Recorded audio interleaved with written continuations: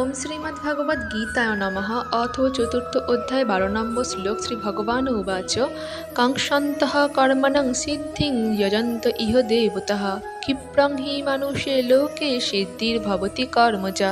ভগবান অর্জুনকে বললেন, এই মনুষ্য লোকে অর্থাৎ এই জগতে কর্মের ফলের আশা যে সমস্ত মানুষ করে থাকেন তারা দেবতাগণেরই পুজো করেন, কারণ কর্মজনিত সিদ্ধি তারা শীঘ্রই লাভ করেন।